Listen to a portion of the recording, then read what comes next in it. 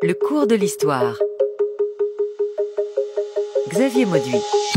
La sécurité sociale, c'est une histoire qui se raconte comme une aventure avec un passé ancien, celui de la charité, des sociétés de secours mutuels, de la mutualité, avec des combats authentiques, ceux de la résistance, et puis ceux des idées, et avec des personnages, des héros, Ambroise Croizat, Pierre Laroque, Alexandre Parodi, entre autres. 4 octobre 1945, la sécurité sociale voit le jour, heureux.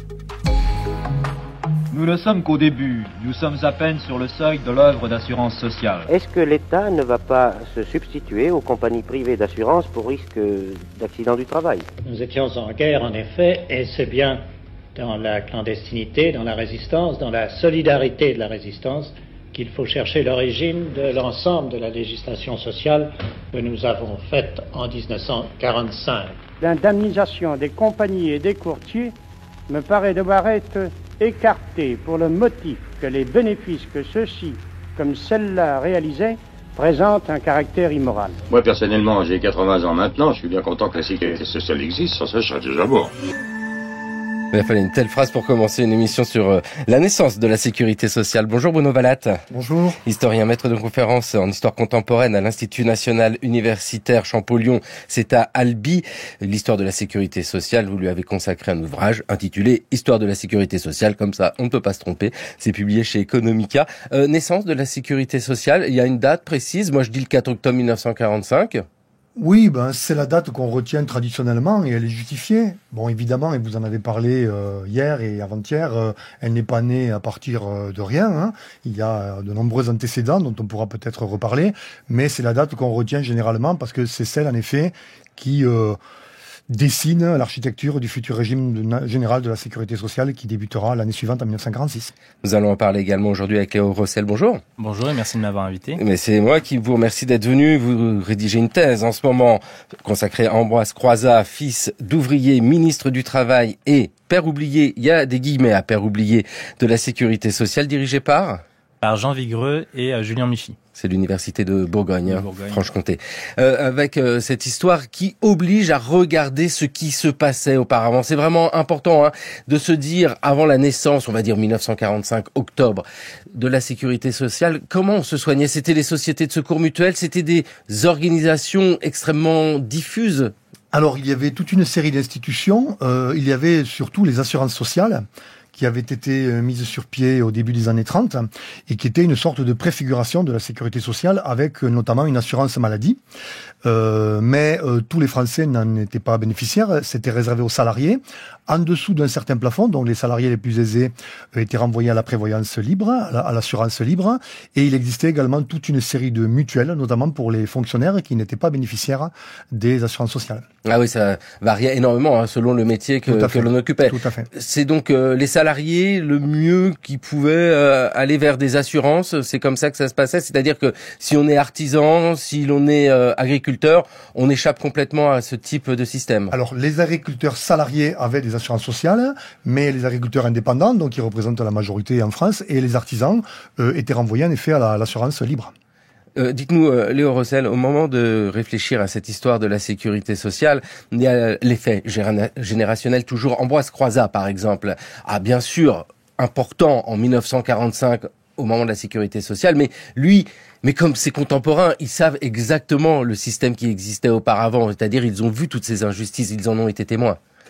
Oui, tout à fait. Et d'ailleurs, les concepteurs donc de ce modèle social français à la Libération vont porter un bilan très critique de l'ancienne législation qui était en cours, donc celle des assurances sociales dont on vient de parler. Vous aviez tout un tas c'était un modèle assez anarchique en fait, avec une multiplicité de caisses dont l'efficacité était tout à fait relative, avec un niveau de prestation aussi qui était assez bas. Et donc, c'est la remise en cause quelque part de ce système-là, la volonté de le réunifier en même temps et de l'élargir, qui va donner envie, donc qui va donc justifier la création de ce régime général de la sécurité sociale. En 1945, écoutez, on dit aujourd'hui souvent les gens ont perdu leur repère historique. Regardez cette jeunesse qui s'intéresse pas au passé, qui connaît pas la chronologie. Alors nous, on va aller en 1965 pour un micro-trottoir avec cette question toute simple. Depuis quand existe la sécurité sociale? Madame, savez-vous depuis quand existe la sécurité sociale? C'est pas depuis 1921 à peu près. Je me rappelle pas exactement, mais Depuis 1930, quelque chose comme ça. Pas tout à fait, ça fait 20 ans. Mais dites-moi, il y a 30 ans, il y a 40 ans, comment faisiez-vous sans la sécurité sociale? Ben, on se soignait quand on avait les moyens de se soigner. Mais à ce moment-là, quand il n'y avait pas de sécurité sociale, ma fille a été opérée 2 fois. Et ben, je vous garantis que les fins de mois, on ne pouvait pas les faire. Moi, personnellement, j'ai 80 ans maintenant, je suis bien content que la sécurité sociale existe, sans ça, je serais déjà mort. Ah, micro-trottoir, qui vaut ce qui vaut, mais c'est toujours intéressant comme document. C'est-à-dire qu'il y a des personnes ici qui, peut-être, salariés, ont bénéficié d'un système de protection en cotisant, en disant, la sécurité sociale existe depuis 1921, c'est sans doute le moment où elle a cotisé. Puis on a entendu d'autres personnes qui ont bénéficié d'une protection qu'à partir de 1945. Bruno Vallat, c'est ça, cette grande différence qui existait à l'intérieur de la population française. Oui. Mais ce qu'il faut quand même avoir à l'esprit, c'est qu'en 1945, on a voulu élargir considérablement, mais la sécurité sociale, le régime général de la sécurité sociale ne s'étendra pas à tous les Français. Il faudra attendre la fin des années 60 et même des années 70 pour que la quasi-totalité des Français bénéficient d'une assurance maladie dans le cadre de dispositifs publics, puisque les exploitants agricoles, les artisans, les commerçants vont continuer à rester en dehors de l'assurance maladie jusque dans les années 60. Ils ne seront pas intégrés dans le régime général qui reste un régime de salariés. Et oui, c'est ça. En octobre 1945, hop, c'est pas d'un claquement de doigts l'ensemble de la population qui est protégée. C'est un long processus. Exactement. Et si on regarde en arrière, savoir à quel moment cette idée d'une protection qui s'appliquerait à l'ensemble de la population naît. On se trouve à quel moment et dans quel univers, Bruno Vallat? Alors, si on veut remonter vraiment aux origines, on va remonter à la Révolution française, puisque dès la Convention, il est indiqué que les devoirs de la nation envers ses citoyens, et notamment les citoyens pauvres, sont un devoir sacré. Après des déclarations aux réalisations, évidemment, il y a plus qu'un pas, et il faudra donc pratiquement 150 ans pour arriver à réaliser cet objectif. Léo Rossel, cet Ambroise Croizat qui est porteur d'une idée de sécurité sociale, il est héritier de quelle tradition de pensée? Alors pour resituer justement Ambroise Croizat pour les auditeurs et les auditrices qui ne le connaîtraient pas, Ambroise Croizat est né en 1901 donc en Savoie, à Notre-Dame de Briançon, dans une cité ouvrière.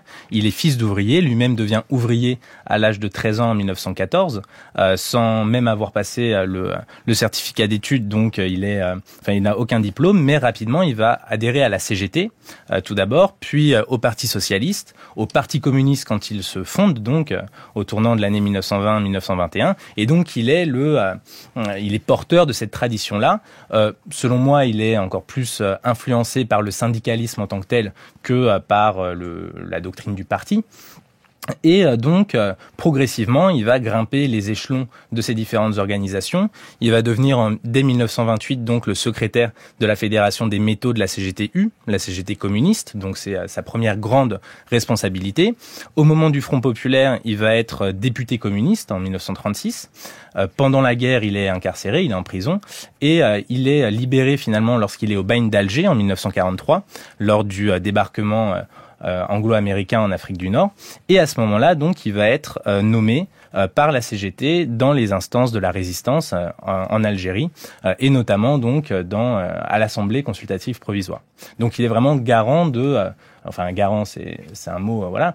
Il est le représentant, on va dire, dans cette histoire de la sécurité sociale, de la tradition cégéto-communiste, on va dire. Voilà, on est dans un univers particulier avec Ambroise Croizat, mais il n'est pas le seul à porter cette idée-là, parce que nous sommes pendant la Seconde Guerre mondiale, au moment où se réfléchit l'après-Seconde Guerre mondiale et la sécurité sociale. Bruno Vallat, on associe souvent le CNR et la sécurité sociale, que le Conseil national de la résistance aurait déjà pensé la sécurité sociale et que ce serait une application après-guerre. Qu'en est-il ? Bon, en effet, c'est un lien qui est souvent fait. Disons que c'est en partie abusif, dans la mesure où le programme du CNR est très très très succinct sur la sécurité sociale. Je peux vous dire ce que dit le programme du CNR sur la sécurité sociale, ça tient en 2 lignes. Il réclame un plan complet de sécurité sociale visant à assurer tous les citoyens des moyens d'existence dans le cas où ils sont incapables de se les procurer par le travail, avec gestion appartenant aux représentants des intéressés et de l'État. Et une phrase supplémentaire rajoute qu'il faudra servir des retraites qui permettent de finir dignement ses jours. C'est tout. Alors, sur l'ambition, on peut dire qu'évidemment, la naissance du régime général sera dans la lignée de cette ambition, mais le CNR n'était pas la seule instance à avoir proclamé une ambition de cette nature. Il y en avait beaucoup d'autres qui avaient demandé ça. Et après, pour toute la mise en musique de ces injonctions très générales, finalement, il a fallu faire des choix. Et là, le CNR n'y est pour rien. Parce que comment ça s'est opéré, cette histoire-là? On le voit bien, dans ces mouvements de résistance, il y a l'union tant cherchée de la résistance qui devient efficace face au nazisme qui occupe la France. Mais l'idée même de conduire ensuite une politique commune, ça c'est une autre idée. C'est pas du tout la même chose de s'unir pour combattre et ensuite de rester unis pour proposer des réformes. Oui, là, ça renvoie à l'esprit du CNR, on va dire, au fait que le CNR, initialement, se pense d'abord comme un moyen d'unifier les mouvements de la résistance intérieure, donc de permettre une meilleure efficacité de la lutte contre l'ennemi. Et ce qu'on voit à travers le programme du CNR, dont Bruno Vallat citait le passage sur la sécurité sociale, c'est qu'il va comporter 2 parties. La première, justement, un plan d'action immédiat pour participer à la libération du territoire, donc la lutte contre l'occupant. Et c'est la deuxième partie qui est souvent plus connue, les jours heureux. Vous citiez au tout début ce titre, qui va proposer des mesures d'ordre politique, économique, social pour la France libérée. Mais comme on le disait, le CNR est loin d'être la seule institution, le seul organisme qui va proposer des choses. On le retrouve dans les autres instances de la France libre, etc. Mais ce qui est intéressant avec le CNR, c'est cet aspect un peu unanimiste de la résistance, cet esprit, cette concorde en fait entre des tendances politiques très différentes, des communistes aux monarchistes, en passant par les socialistes, par les démocrates chrétiens, etc. Cette sorte de fraternité d'armes en fait que Louis Aragon notamment a bien résumé dans son fameux poème La Rose et le Réséda. Donc c'est ça aussi qui permet de comprendre sans doute l'hégémonie des forces de gauche au sein du CNR. Plusieurs historiens, que ce soit Henri Galland notamment, a insisté là-dessus, sur le rôle de l'hégémonie des forces de gauche dans les tendances socialisantes, c'est comme ça qu'il parle du programme du CNR. Également Claire Andrieux, qui est la grande historienne du CNR, qui, elle, estime que, je la cite, « les grandes étapes de l'adoption du programme montrent le rôle décisif joué par les gauches dans le processus ». Donc voilà, il y a un peu cette idée-là. Après, pour relativiser le rôle du CNR, il faut rappeler que très rapidement, son pouvoir effectif va décliner dès la Libération, que c'est le gouvernement provisoire de la République française qui va vraiment incarner le pouvoir exécutif et qui va certes se réclamer des mesures du CNR, comme feuille de route de sa politique, mais ce CNR en tant que tel va progressivement disparaître. Bruno Vallat, peut-on dire que cette sécurité sociale naît du côté du Parti communiste français et du mouvement syndical ? Alors non, je dirais pas les choses comme ça. Le Parti communiste la soutient incontestablement, pèse de tout son poids pour que les décisions prises soient mises en application, mais il n'a joué aucun rôle dans l'élaboration de la réforme. La réforme a été intégralement préparée au ministère du Travail par un haut fonctionnaire du nom de Pierre Larocque, entouré d'une petite équipe, composée de gens dont les sympathies de gauche ne font pas de doute, mais beaucoup plus socialistes que communistes, sans aucun doute également. Et le Parti communiste et les communistes n'y ont été associés d'aucune manière. Oui, parce que la chronologie est très fine ici. Tout à fait. C'est complexe. Là, c'est très important d'avoir un regard très précis sur la chronologie. Bon, on peut prendre un exemple très très simple. Ambroise Croizat, donc, a été nommé ministre du Travail le 21 novembre 1945, soit un mois après la parution des 2 ordonnances fondatrices des 4 et 19 octobre 1945. Donc, il n'a pas participé à l'élaboration de ces ordonnances. Mais dans l'élaboration de ces ordonnances, nous sommes avant. C'est vrai qu'on le dit, c'est novembre 1945, c'est-à-dire que... Les ordonnances, octobre. Voilà, les ordonnances, c'est octobre. Et lui, il est nommé en novembre 1945. C'est ça, 21 novembre. Mais nous sommes... Après la libération, ça y est, le mois de mai est passé, nous sommes loin derrière. Ces ordonnances, allez, on va dire depuis la mise en place du gouvernement provisoire de la République française et puis jusqu'à ce que ces ordonnances soient promulguées, il y a du temps et puis elles sont réfléchies. Oui. Alors, comment ça se construit en fait ? Parce que on voit bien cette administration qui se met en place très rapidement après Vichy est chargée de dossiers, mais d'une ampleur considérable. On réfléchit pas comme ça. tout simplement à créer la sécurité sociale. Non. Alors, il faut savoir qu'on a bâti à partir de réalisations déjà existantes très largement. Tout à l'heure, on parlait des assurances sociales. Les assurances sociales vont servir de socle institutionnel à la sécurité sociale qui, sur le plan des principes, reprend très largement ce qui existait en le rationalisant, comme l'a dit Léo Rossel, en l'élargissant, etc., etc. Donc, il y avait tout ce capital institutionnel et d'expérience qui avait été acquis. Après, c'est vrai que ça a été une tâche très ardue et très exigeante parce que, encore une fois, au sein du ministère du Travail, c'est une petite équipe, une douzaine de personnes, grand maximum, qui a tout fait entre le retour dans Paris libéré, c'est-à-dire le mois de septembre 1944. Pierre Laroque a été nommé directeur général des assurances sociales au mois d'octobre 1944. Et le mois de juin 1945, date à laquelle la réforme est prête.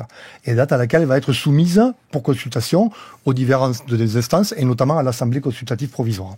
Comment est née la sécurité sociale ? Eh bien, écoutez la réponse que donnait Alexandre Parodi, un personnage qu'on va recroiser dans cette émission.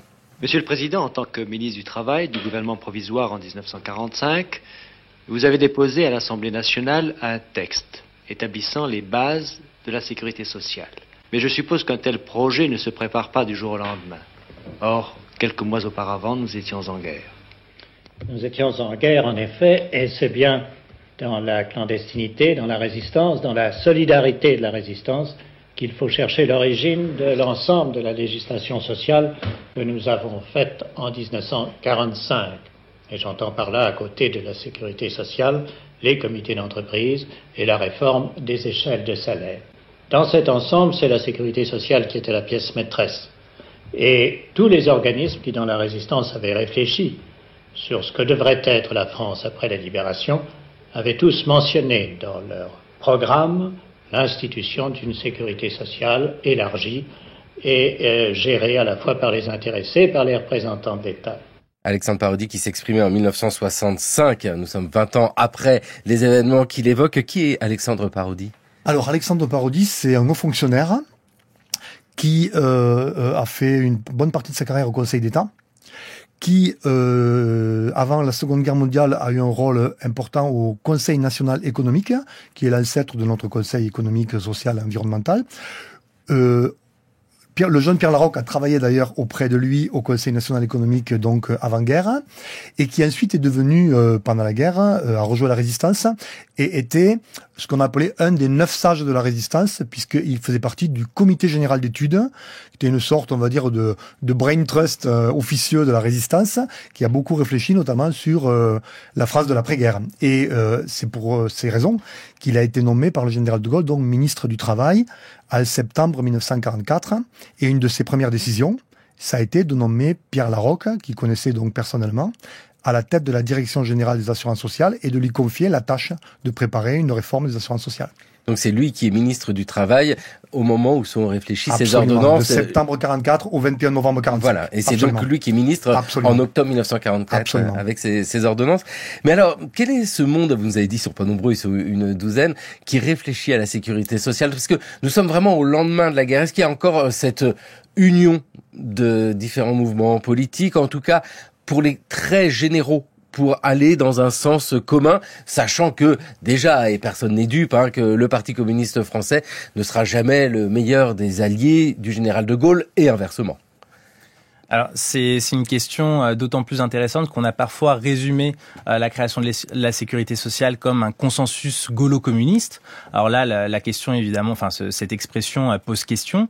Ce qu'il faut rappeler par rapport aussi à votre question précédente sur le contexte un peu général et notamment le poids du Parti communiste, c'est que c'est une question qui a été beaucoup débattue dans l'historiographie. Le fait, donc l'idée que le poids du Parti communiste à la libération, le fait que c'est le premier parti de France, le fait que l'URSS aussi grandit du point de vue de son prestige par la Seconde Guerre mondiale, étant donné le rôle de l'armée rouge dans la victoire contre l'Allemagne nazie, tout ça aurait donc eu une influence sur le contenu progressiste, on va dire, des politiques sociales de la libération.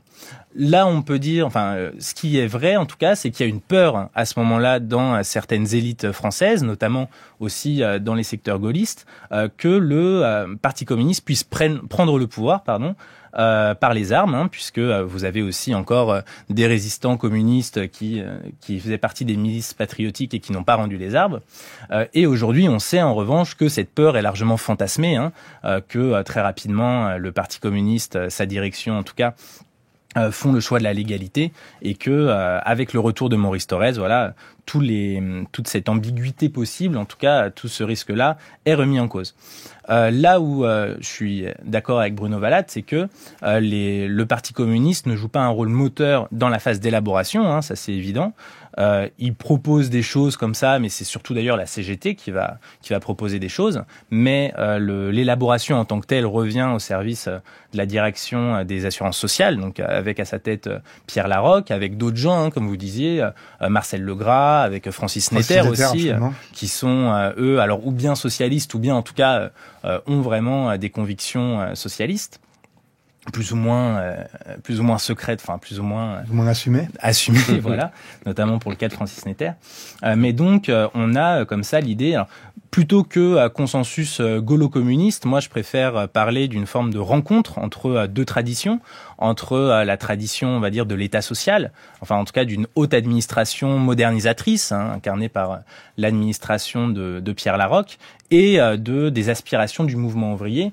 Donc là, davantage, et sa combativité aussi, qui va être décisive par la suite dans la mise en œuvre de la Sécu. Donc là, qui serait davantage incarné par Ambroise Croizat, même si, en effet, dans la phase d'élaboration, son rôle est tout à fait secondaire. Il prend pas part à l'élaboration en tant que telle, comme je le disais. En revanche, il va avoir un rôle secondaire, mais pas non plus nul, lorsqu'il est président de la commission du travail et des affaires sociales. Alors cette commission rend des avis simplement, mais justement, il va s'assurer du fait que l'avis rendu par sa commission soit favorable. C'est notamment le rapport de Georges Buisson, qui est un personnage très important aussi dans cette histoire, qui est syndicaliste de la CGT, mais tendance socialiste, qui va rendre le rapport donc le 31 juillet, enfin en tout cas qui va le présenter le 31 juillet 1945, ce qui va aboutir à un vote positif donc de l'Assemblée consultative provisoire à 194 voix pour, une seule voix contre d'ailleurs d'un député conservateur, Joseph Denay, et vous avez aussi, ce qui est intéressant de souligner, 84 abstentions, essentiellement de représentants de la CFTC, du MRP, donc des chrétiens démocrates, qui, pour encore mieux répondre du coup à votre question, vont s'opposer aux grandes lignes, on va dire, de la réforme de structure, notamment la caisse unique, qui concentre, on va dire, leur opposition, parce qu'elle remet en cause la liberté d'affiliation qu'il y avait auparavant dans les assurances sociales, parce que c'est le risque d'un monopole de la CGT, donc la CFTC s'y oppose, et puis aussi parce que elle est censée, en tout cas initialement, réunir aussi les allocations familiales, et donc les chrétiens démocrates, par idéologie nataliste, familialiste, s'y refusent. Là où ils sont, juste pour terminer, d'accord, en revanche, c'est plus largement sur la hausse des prestations. Ça, évidemment, personne ne s'y oppose. Tout le monde est d'accord sur le principe qu'il faut changer le système, le réformer, faire une révolution, comme le dit Pierre Laroque, mais c'est plus sur les détails techniques et notamment en termes d'organisation que les débats vont se poser. Bruno Vallat. Oui. En ce qui concerne le mouvement ouvrier, il faut faire des distinctions parce qu'en fait, le mouvement ouvrier n'est pas il est multiple. Et donc, par exemple, au sein de la CGT, il faut bien faire la différence entre les ex-confédérés socialistes et les ex-unitaires communistes. Parce que autant les socialistes ont eu, dans les années 30, ont accumulé une expérience dans les assurances sociales auxquelles ils ont participé et auxquelles ils ont toujours été favorables, autant les communistes se sont tenus en retrait parce que le Parti communiste a été hostile aux assurances sociales jusqu'au Front populaire. Pour diverses raisons sur lesquelles on pourrait éventuellement revenir. Et il s'est converti tardivement finalement aux assurances sociales et à la sécurité sociale. Et il le fait un peu avec la foi du converti, un peu pour faire oublier sa tiédeur précédente, disons. Mais son bilan concret, en 1945, en termes d'engagement dans ce secteur, est très très faible. Donc ça, c'est un premier point. Et puis, et d'ailleurs, c'est pour ça que le Roissel a raison d'insister sur le rôle, dans la commission de l'Assemblée consultative provisoire, la commission du travail, sur le rôle de Georges Buisson, qui lui est un militant socialiste. Et puis, il faut tenir compte aussi du fait que dans le mouvement ouvrier, il y a un syndicat chrétien, la CFTC. et qui compte dans ses rangs d'authentiques ouvriers. Et c'est justement dans les rangs de ce syndicat chrétien que vont se rencontrer certains des opposants, non pas à l'esprit de la réforme, puisque comme ça a été très justement dit, tout le monde est d'accord pour la hausse des prestations, non pas à un certain changement institutionnel, mais à la fin du principe d'affinité qui permettait à chacun d'avoir finalement sa propre caisse, et également hostilité également à l'intégration des allocations familiales dans une caisse unique, parce qu'on ne redoutait que les préoccupations familiales natalistes ne soient laissées de côté. Oui, et puis avec ici tant d'enjeux, on le voit bien, parce que tous les échos d'avant-guerre sont là, hein, les gens ont en tête ce qui se passait auparavant, et donc chacun aussi défend ses idées, mais avec le contexte qui est très important. Il faut voir dans quel état est la France en 1945, il y a tant à reconstruire, les prisonniers reviennent, et puis il y a eu tous ces morts, tant de choses à créer. Témoignage. On a reçu des directives d'Ambroise Croizat, quand il a été ministre du Travail en 1946, en disant la sécurité sociale c'est une grosse affaire et il faut que la CGT elle s'engage à fond. Et je compte sur elle parce que c'est elle qui fera la réussite ou l'échec. Jolfred Fregonara, dans le film La Sociale de Gilles Perret, est-ce que lui, il raconte ce qu'il a vécu plus près de l'action en Haute-Savoie, Lui, c'est un militant communiste, syndicaliste de Haute-Savoie, Jolfred Fregonara. Léo Rossel, comment ça s'est passé à ce moment-là? On voit bien que il y a des discussions, on va dire de la fin de l'année 1944 jusqu'au mois de juin 1945 pour mettre en place ces ordonnances. Ambroise Croizat, les communistes en soi ne sont pas directement impliqués dans les discussions, mais il y a l'ambiance générale. De toute façon, il y a l'air du temps, et qu'un Pierre Laroque, quand il réfléchit avec ses collaborateurs, il observe ce qui se passe autour. On est quand même dans une période de réel bras de fer. L'importance des communistes est là, ils le font ressentir. Oui, vous avez bien fait de mettre ce petit passage de Jolfred Fregonara, d'autant plus qu'on manque d'archives, on manque d'études locales vraiment sur cette mise en place concrète sur le terrain. Donc le problème là qui se pose, c'est celui des mémoires, et on est parfois un peu obligé de se contenter, en tout cas dans un premier temps, de ce type de témoignages, d'archives orales comme on dit, pour repenser ce moment. Donc par rapport à votre question, en effet, il y a un bras de fer qui se crée. C'est un quasi monopole de la CGT pour le coup, cette mise en place sur le terrain. Puisque donc la CFTC s'oppose dans un premier temps à la mise en place participer à la réalisation de ces caisses, à la mise en place de ces caisses sur le terrain, pour les raisons qu'on a déjà évoquées, et en particulier parce que les administrateurs de caisse, on reviendra sans doute sur ces débats-là, mais dans la conception de la démocratie sociale qui est mise en œuvre à ce moment-là, donc c'est la gestion des caisses par les intéressés eux-mêmes, à travers les représentants en particulier des ouvriers, enfin des salariés, qui sont majoritaires dans ces caisses, de façon minoritaire donc ceux du patronat. Et donc c'est à travers ça donc que la CFTC notamment va s'opposer, parce que cette désignation se fait selon les critères de représentativité des syndicats. Or la CGT est bien plus représentative selon ces critères-là que la CFTC, et donc c'est pour ça que ils refusent dans un premier temps, donc même si vous avez certains militants CFTC sur le terrain qui vont y participer, en tout cas du point de vue national, ils refusent. Et donc c'est ça qui va donner aussi cette coloration particulière, qui va permettre ensuite à la CGT, au PC, de présenter ça comme une conquête ouvrière entre guillemets, précisément donc la détermination de ces militants-là sur leur temps libre, les week-ends, à créer, à constituer sur le terrain ces différentes caisses de sécurité sociale. Bruno Vallat, Histoire de la sécurité sociale, c'est le titre de votre ouvrage, et on voit bien qu'aux origines de la sécurité sociale, il y a ce premier temps de la conception des ordonnances où les communistes, les syndicalistes sont proches, mais pas directement dans l'écriture du texte, mais après. On voit bien qu'ils sont essentiels pour l'application même. Ça aurait pu faire pchit s'il n'y avait pas eu ce poids au plus près des patrons. C'est certain, ça de la collaboration de la CGT, de la CFTC aussi d'ailleurs, parce que malgré le refus des instances nationales de la CFTC, comme l'a souligné Léo Rossel, à la base, il y a eu pas mal de transgressions, et Ambroise Croizat lui-même, au mois d'août 46, indique que dans 20% des caisses, il y a des administrateurs CFTC, alors que le syndicat a officiellement refusé de collaborer. Décision d'ailleurs qui va rapidement rapporter quand il se rendra compte que c'était une grave erreur, parce que ça équivalait à laisser le champ libre justement à la CGT, ce qu'on voulait éviter. Mais il est bien évident que sans l'engagement des syndicats, les caisses n'auraient pas pu fonctionner et la sécurité sociale n'aurait pas pu voir le jour. On peut en faire une preuve en prenant un exemple un petit peu parallèle, c'est que lorsqu'il s'est agi par la loi du 13 septembre 1946, donc encore à peu près dans cette séquence, de généraliser l'assurance vieillesse, donc de l'étendre aux non-salariés, les représentants des professions indépendantes ont refusé de collaborer à l'application de la loi en faisant tout simplement la grève des cotisations. Et du coup, la loi n'a pas pu être appliquée.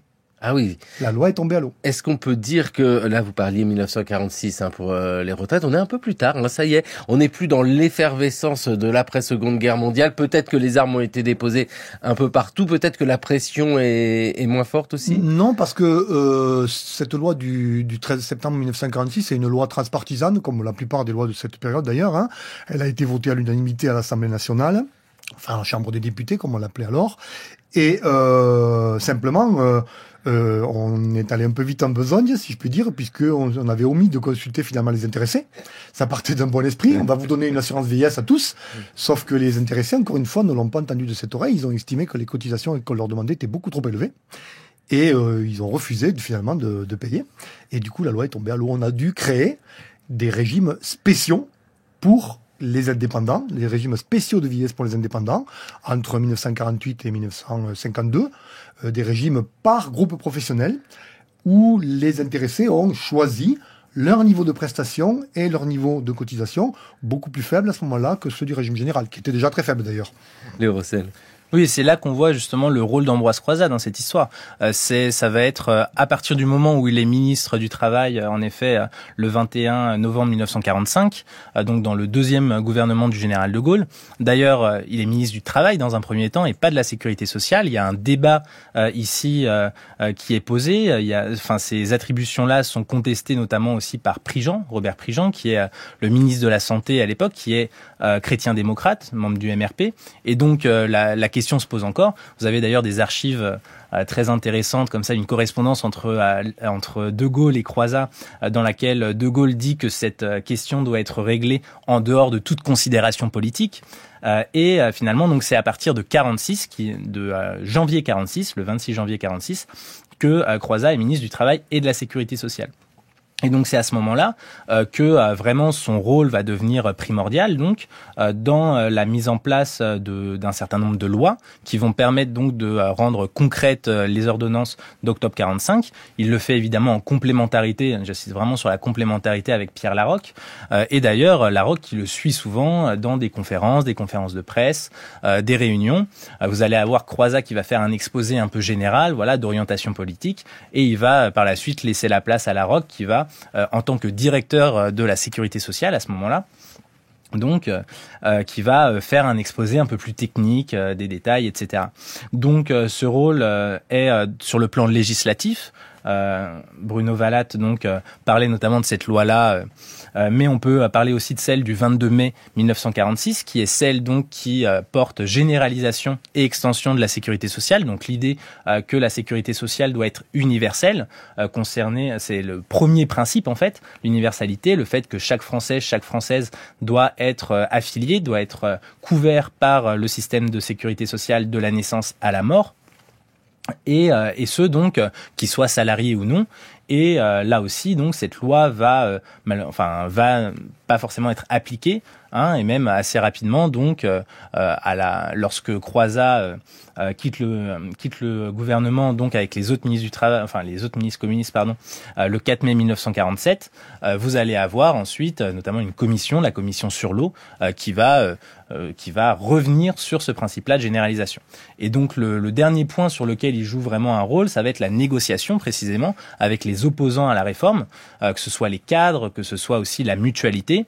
Et donc là, on va voir une forme de pragmatisme de la part d'Ambroise Croizat, parce qu'il sait que la fenêtre d'ouverture est très faible, enfin en tout cas va se refermer, et qu'il faut agir vite. Ambroise Croizat, on en parle et on l'écoute.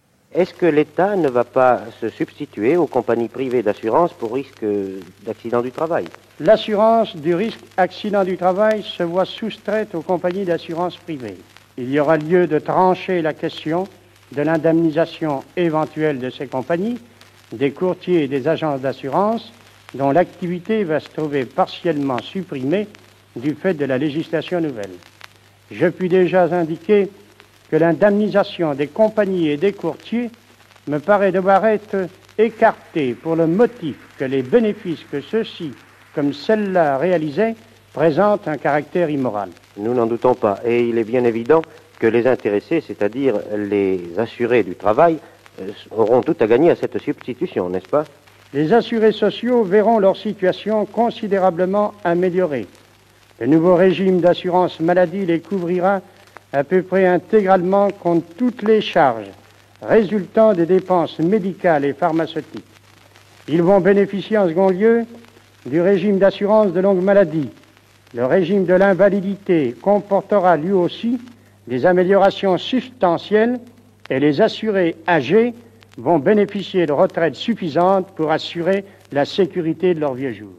Ambroise Croizat, le 26 décembre 1945, ça veut dire que ça fait un mois qu'il est ministre du Travail. Bruno Valatte, dans ce qu'il vient de dire ici, on sent un peu le côté aussi révolutionnaire de cette création de la sécurité sociale, parce que ce qui existait déjà, par exemple, tous ces systèmes d'assurance, bien sûr, les gens reviennent en disant mais moi je suis assureur, et etc. J'ai des contrats, et là on l'entend, qu'ils viennent même pas réclamer, qu'ils n'y pensent même pas. Oui, c'est vrai qu'en ce qui concerne les accidents du travail, c'est un secteur dont on n'a pas encore parlé. La loi de 1898, une loi fondatrice, étudiée notamment par François Ewald dans son grand livre sur l'État-providence, avait prévu que le risque accident du travail serait à la charge du patronat. Et pour se prémunir contre les conséquences financières de ce risque, le patronat s'était très majoritairement tourné vers les compagnies d'assurance qui avaient développé un marché donc de l'assurance accident du travail. Et c'est vrai que à la Libération, même si ces compagnies, la recherche historique l'a montré, n'avaient pas démérité, elles ont très mauvaise presse. En gros, on spécule sur le sang des ouvriers, on fait du profit sur les mutilations, les infirmités engendrées par la dureté du travail industriel. Et donc, il est indéniable que à la CGT, au Parti communiste, on voit d'un très bon œil, même si encore une fois, on n'est pas à l'origine de la décision, on voit d'un très bon œil la nationalisation, non pas des compagnies, elles le seront par ailleurs, mais de la nationalisation de l'assurance accident du travail, qui va être intégrée à partir du 1er janvier 1947 dans le régime général de la sécurité sociale. Et puis après, il faut mettre ça en place quand même, en œuvre. Mais c'est pas rien. Parce qu'il faut aller au plus bas, au local. Nous sommes dans un pays quand même traumatisé par la Seconde Guerre mondiale. C'est difficile de mettre en place la sécurité sociale une fois qu'on a pris la décision. Alors, sur le plan matériel, c'est vrai que c'est une grosse tâche. On part pas de rien, encore une fois. Il y a l'expérience des assurances sociales. Il y avait quand même près de 400 caisses d'assurance sociale sur tout le territoire. Elles n'ont pas disparu, elles se sont pas évaporées du jour au lendemain. D'ailleurs, la législation en ce qui concerne les prestations est entrée en vigueur le 1er janvier 1946. Mais en ce qui concerne les nouvelles caisses, elles n'ont commencé à exister officiellement que le 1er juillet. Donc 6 mois plus tard. Donc ça veut dire qu'en fait, on a servi pendant 6 mois des prestations avec l'ancienne organisation institutionnelle. Parce qu'elle était en train de mettre en place progressivement la nouvelle. Donc on a reclassé beaucoup de personnel, on a bénéficié de locaux qui ont été réutilisés, d'un patrimoine mécanographique qui existait dans les caisses, parce qu'on traitait avec des machines, avec des fiches perforées, etc., les dossiers des assurés. Mais c'est sûr qu'il a fallu réorganiser, puisque le nombre de caisses a été drastiquement réduit. On est à peu près à passer de 400 à une centaine à peu près. Et puis il a fallu renouveler les administrateurs. Parce que les administrateurs des anciennes caisses étaient très divers. C'était des mutualistes, c'était des représentants du patronat. Il y avait aussi, mais minoritaires, donc des représentants de la CGT confédérée, socialiste. Il a fallu que la CGT, où les communistes étaient dorénavant majoritaires, fasse monter en quelque sorte des centaines de militants pour peupler les conseils d'administration des caisses dans lesquels elles se trouvaient du jour au lendemain majoritaires. Et elles manquaient de ressources humaines. Donc là, ça a été une sorte d'exploit en quelques mois, oui. Et pour ce ministre du Travail, alors c'est pas le premier, on l'a entendu, c'est Alexandre Parodi qui est le premier ministre du Travail et du gouvernement provisoire de la République française, mais ensuite on a Ambroise Croizat. Comment ça se passe pour lui? Parce que on l'a bien dit, c'est alors ce gouvernement du général de Gaulle qui comporte des ministres communistes. Est-ce que ça se passe comme il le voudrait pour la mise en place de la sécurité sociale? Ou, pour le dire autrement, quels sont les obstacles auxquels il est confronté? Non, ça ne se passe pas comme il le voudrait, pour toutes les raisons qu'on a déjà un peu évoquées, les différentes oppositions, que ce soit de la part de la mutualité, qui voit son rôle qu'elle avait auparavant dans les assurances sociales décliner, que ce soit du point de vue aussi donc de la CFTC, pour les raisons qu'on a évoquées, du patronat, qui voit son rôle là essentiellement dans les allocations familiales et aussi dans la gestion du risque des accidents du travail disparaître. C'est le cas aussi de la médecine libérale qui a peur de devenir une médecine de fonctionnaires. Le cas des cadres, tout un tas de groupes sociaux qui vont défendre un peu leurs intérêts donc face à ce qu'ils conçoivent comme une grande machine bureaucratique qui va être mise en œuvre et donc qui risque de porter atteinte à leurs intérêts. Donc de ce point de vue-là, c'est ici que joue son rôle de négociation et par rapport à la mise en place sur le terrain des différentes caisses. Ça va surtout être son rôle de meneur d'hommes syndical. Je le disais tout à l'heure, il est secrétaire de la Fédération des métaux de la CGT, qui est réunifiée en 1936 et qui, à ce moment-là, est la plus grande fédération de la CGT, jusqu'à 800 000 adhérents. Donc, un adhérent sur 5 de la CGT est dans cette fédération. Donc, il a cette capacité de meneur d'hommes, on va dire.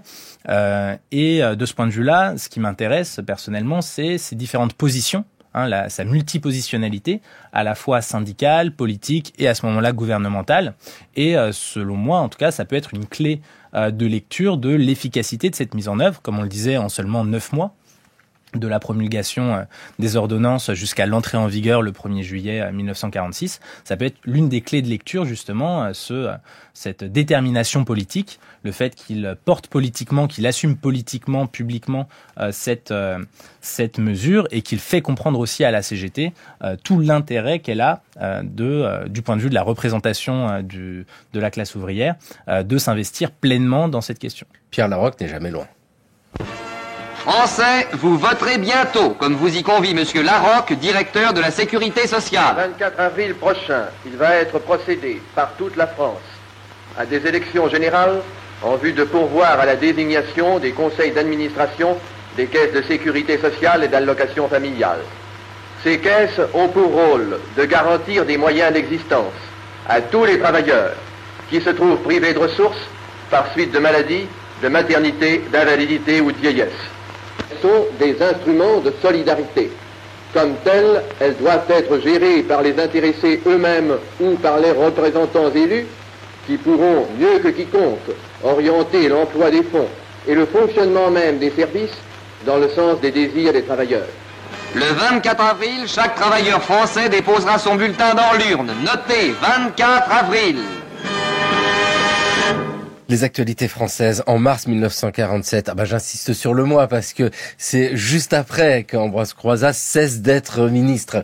Alors ça joue à peu de choses. C'est un petit peu avant, puisqu'il est ministre jusqu'au 4 mai. Jusqu'au 4 mai, voilà, c'est ça. Et là, on est on est un peu avant qu'il cesse. Voilà, on est un petit peu avant qu'il cesse. Et Bruno Valatte, avec Ambroise Croizat, on l'a entendu, nous avons un homme politique, mais dans ce qu'il y a de plus noble du terme, c'est-à-dire qui agit, qui est même militant, qui est syndicaliste.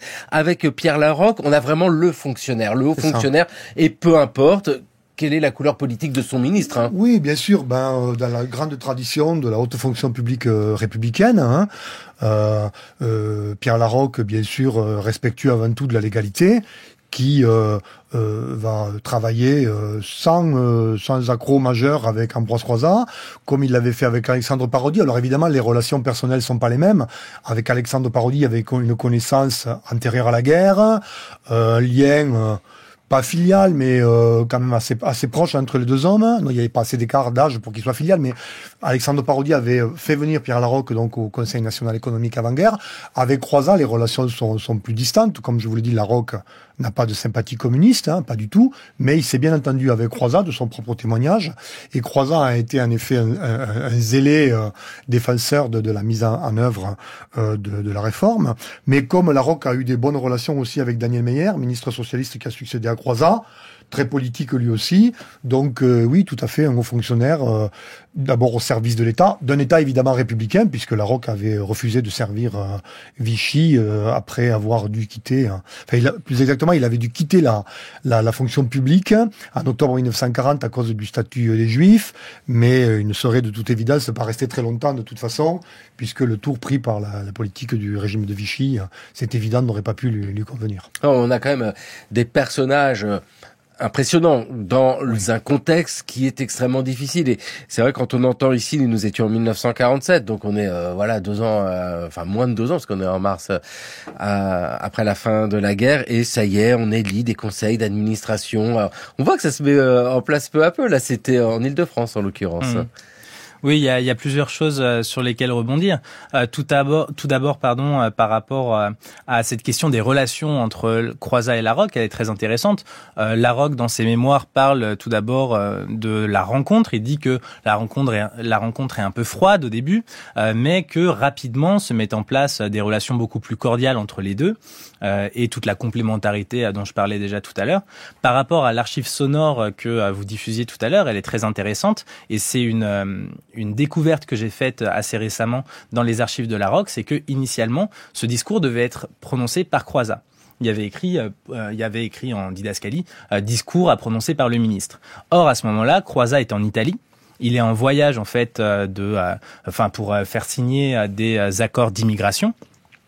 Et donc à ce moment-là, c'est Larocque, on le voit, qui prend la place et donc qui assure bien cette continuité-là dans la mise en œuvre de la sécurité sociale, ce qui est assez intéressant. Et aussi, on ne l'a pas encore dit, mais ce discours-là est en lien avec les élections sociales, puisque le principe de démocratie sociale évolue un peu, dans le sens où les membres des conseils d'administration des caisses ne vont plus être désignés, mais ils vont être élus à travers des élections sociales qui vont être de véritables élections politiques, comme le montre Henri Galland, extrêmement liées aux enjeux idéologiques de la sécurité sociale, avec une liste de la CGT qui va être défendue par Henri Reynaud, qui est un autre nom important qu'on n'a pas encore évoqué, qui est par ailleurs donc le président de la FNO2S, la FNOS, la Fédération nationale des organismes de sécurité sociale, qui est donc syndicaliste CGT de tendance communiste, et qui ici va donc défendre, il porte la liste de défense de la sécurité sociale telle qu'elle s'intitule, contre tous les opposants. Et de l'autre côté, vous avez la CFTC notamment qui présente une liste avec Gaston Tessier, qui est son grand représentant, qui au contraire va essayer de barrer la voie au totalitarisme. C'est l'expression qui est utilisée. Donc là, on voit bien qu'on est rentré dans un contexte presque de guerre froide, très bientôt en tout cas, et avec donc la dénonciation de cette mainmise, de cette hégémonie de la CGT qui serait renforcée par le rôle d'Ambroise Croizat. Oui, parce que le contexte de guerre froide, c'est important de le dire. Et puis, au-delà même de la sécurité sociale, des ordonnances, des ministres, c'est aussi une vision de la politique, Bruno Vallat. La démocratie, elle est là. La démocratie, c'est tout le monde peut voter. Et puis, désormais, les femmes peuvent voter aussi pour élire des représentants. Mais la démocratie, ça ne suffit pas. Il faut aussi une démocratie sociale. C'est-à-dire, il faut être en bonne santé pour pouvoir appliquer une démocratie politique. Oui, il faut être en bonne santé, puis aussi il y a cette idée qu'il faut que les représentants des forces vives de la nation, on peut les comme ça, c'est-à-dire les syndicats ouvriers, mais aussi les syndicats patronaux, parce qu'il ne faut pas non plus les oublier complètement, ils ont quand même une place dans les conseils des nouvelles caisses, puissent être associés ès-qualité aux grandes décisions politiques. Et c'est l'idée donc de compléter la représentation citoyenne par le vote et l'élection de députés, de sénateurs, de maires, par une représentation alors plus corporatiste ou corporative, il faut prendre garde à ce terme parce qu'il a été connoté évidemment sous Vichy d'un contenu peu républicain, mais cette idée, elle s'incarne en effet dans les conseils d'administration des caisses, mais elle ne date pas de 1945.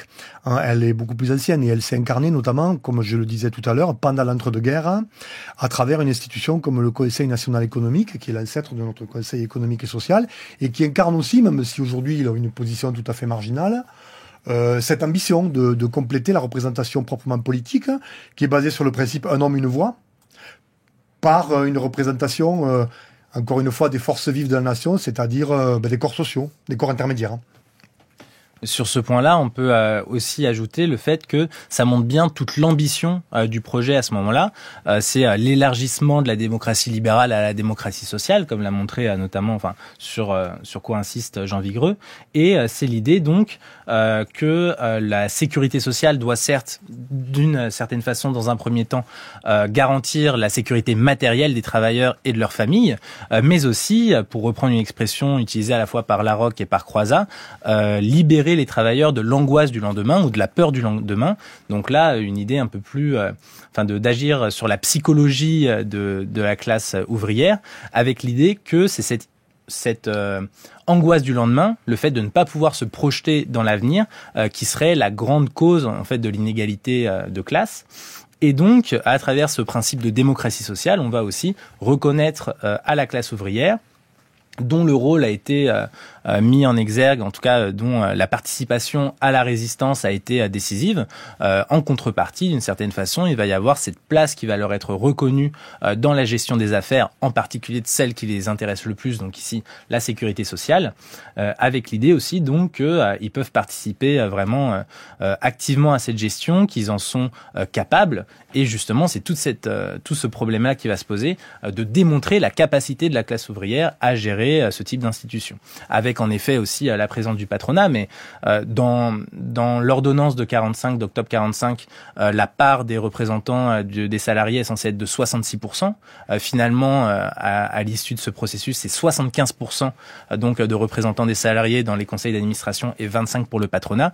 Donc on voit toute l'ampleur de ce projet. Et puis, la sécurité sociale existe toujours, heureusement qu'elle existe toujours. Donc c'est cette longue histoire aussi, c'est le regard porté sur la naissance de la sécurité sociale. C'est ce qu'on voit dans le film La Sociale de Gilles Perret, un film où Gilles Perret permet à celui qu'on a déjà évoqué, Jolfred Fregonara, cet ouvrier, ce syndicaliste, d'aller dire quelques mots à l'École nationale de la sécurité sociale. Bonjour la jeunesse! Quand je me suis occupé de la sécurité sociale en 1946, j'avais 26 ans. Votre âge. Et maintenant, je suis un vieillard. Vous êtes gentil de me recevoir. Mais dites-vous bien que je ne suis pas une exception. En 1946, à la mise en place de la Sécu, dans les 90 départements, il y a eu 90 Fregonara, c'est mon nom. On était 90 et ce que j'ai fait, c'est pas particulièrement formidable, parce qu'il y a eu 90 personnes comme moi qui ont fait le même travail. Donc ce que je vais vous expliquer, c'est une histoire de la France.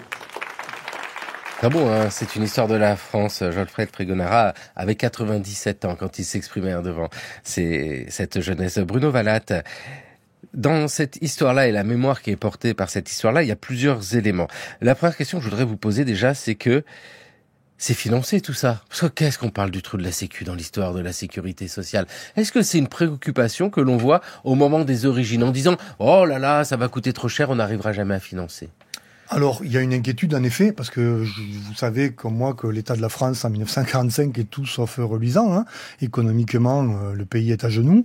Donc, il y a une préoccupation très nette au sein du ministère du Travail et aussi chez son interlocuteur, le ministère des Finances, mais ça, c'est plus traditionnel, on va dire, de savoir combien ça va coûter et de ne pas hypothéquer l'avenir en prévoyant dès le départ des prestations trop élevées. C'est pour ça, par exemple, que les prestations vieillesse et les retraites resteront très faibles pendant pratiquement toutes les 30 glorieuses. Hein. Donc, ce souci existe.